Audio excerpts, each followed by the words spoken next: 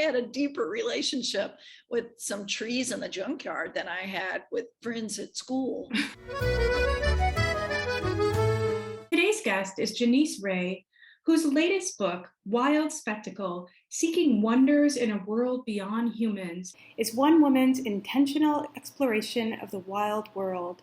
You just have these moments of transcendence in beauty, and I wonder, what about your early life, your childhood, prepared you, if anything, if you see it that way, for not only like these connections to nature, but these transcendent connections to nature? My father was a very spiritual man. Like Flannery O'Connor says of the South, he was Christ haunted. Mm-hmm. But it also meant that a lot of my childhood was spent focusing on what the subtitle of that book, The World Beyond Humans. Mm-hmm. And my dad was very suspicious of the world. He thought that the carnal world was full of pitfalls, alcohol and boys wanting to have sex and so forth. And so he ensured that we lived a pretty socially isolated existence. Mm-hmm. And I think that it was in that lack of contact with the changing world, with the culture around me and the bigger global culture that I attached to nature. I mean, it's what I had, it's where I found myself, and I connected. I was thinking this morning about our interview, and I was thinking about a pivotal moment. I was in the Andes and just trying to think, when I go back to the United States, what am I going to do? I love nature and I love writing and I love activism. So it was going, like back and forth. I realized like on that walk that these two things could come together. I've spent most of my life doing nature writing. I think there are a lot of important subjects, a lot of important issues right now during our lifespans, but one of the most important is how we're going to live on the planet without killing ourselves and all of life. How do you see the activism? So for years and years, I saw it as real activism out in the world, meaning, protest, organizing events. And then at a certain point, I was interviewing a seed saver for the Seed Underground book named Sylvia DeVotts.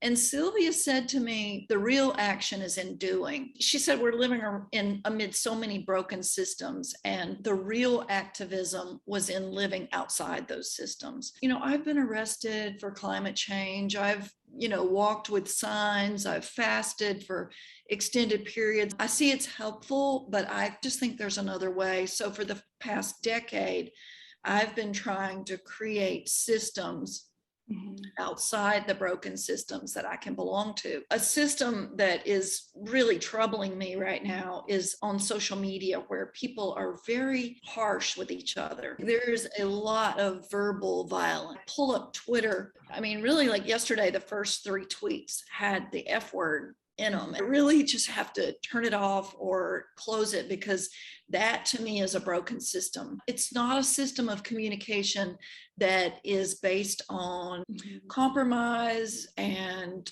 common ground. What I see with your work is just you're bearing witness. I mean, whether it's to the elk or the salamander, or just showing the shimmering possibilities with a realistic eye, not being overly romantic or anything. That does so much. In your opening essay, again, with the elk, I highlighted a couple parts, but one sentence that I highlighted because I thought it was powerful was you're with your husband and you're hiking, and you say, because of our invisibility, we were able to see more than if we had been large. One of the powers of your writing is that you help us to see a region or people or plants, creatures, whatever it is. Do you see a relationship there? When you're unseen, do you have more freedom or tendency to see? I think of writers as being kind of, coyotes, that they travel these borderlands. And one of the borderlands is between the tangible world and the spirit world.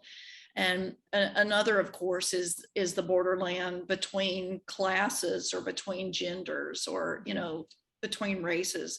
There's lots of borderlands, but, coming from the South, being a woman, now being a woman of a certain age, I definitely see and feel, and always have, a great amount of invisibility. I have been reading lately Stephen Buhner's work. It's called Ensouling Language.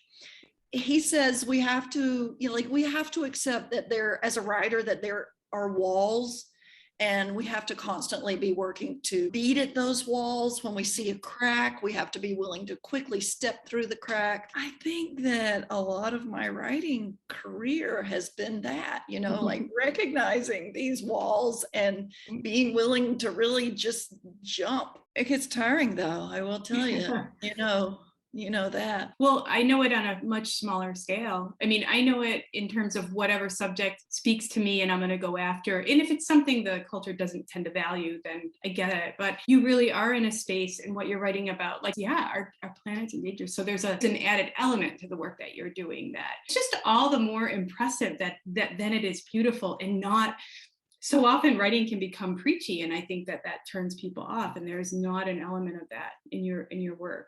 I think there are lots of ways that people can transform. For me, as a child growing up without a lot of people around me, unless they were family, I found a great deal of transformation in books. In story. I mean, stories are incredibly powerful little pills, that you begin them as one person and you end them as a different person. And that's really why I write. I write because I believe in a trajectory toward being a better person, toward a better life, toward having a better planet. Like, I really do believe in this trajectory toward, the better angels of our natures. So that's why I write. So I also then write to help other people find that trajectory. And that really takes a lot of humbleness, and it takes a lot of empathy. I try not to preach. I try not to be judgmental. What affects me is affecting you, and vice versa. I do believe we're all in it together.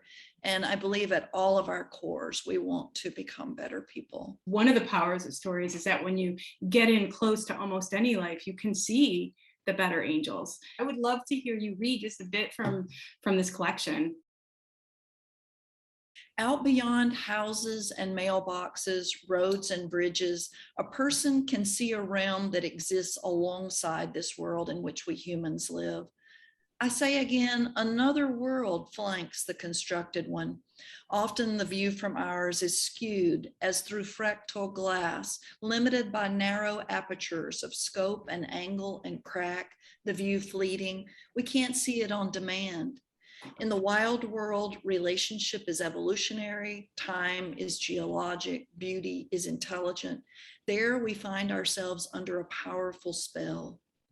Although I was reared on a junkyard by parents who did not waste time hiking or camping, I knew pine trees and pitcher plants, bobcats and brown thrashers as my people.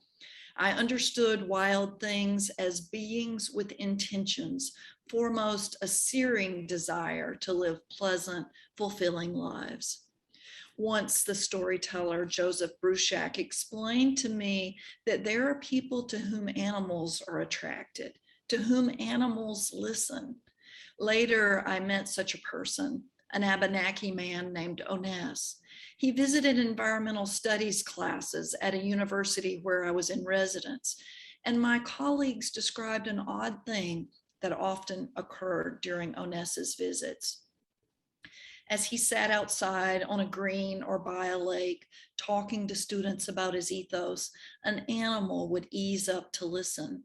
It might be a heron or squirrel, an alligator or turtle. When Oness lectured my own class, we convened outside and I saw this phenomenon. A black racer came sliding along with its head lifted from the mown grass, startling my students, and it circled behind Oness before hunkering down in shrubbery as if to eavesdrop. The essays in this book are about the desire to immerse myself in the varied wild, to survey the territory of wildness, to be wild, and perhaps to become the kind of person who listens to animals and to whom animals listen. I explore places of natural spectacle and abundance, the less mitigated and trammeled, the better. Because I was born in the 20th century, I have missed many wonders that mavericks like Bartram, Carver, Crazy Horse, Muir, Sacagawea, and Tubman, indeed anyone able to notice such things, saw. Flocks of passenger pigeons, packs of red wolves, sleuths of bears. I mourn that loss. On the other hand, I have seen wonders that inhabitants decades hence will be unable to see.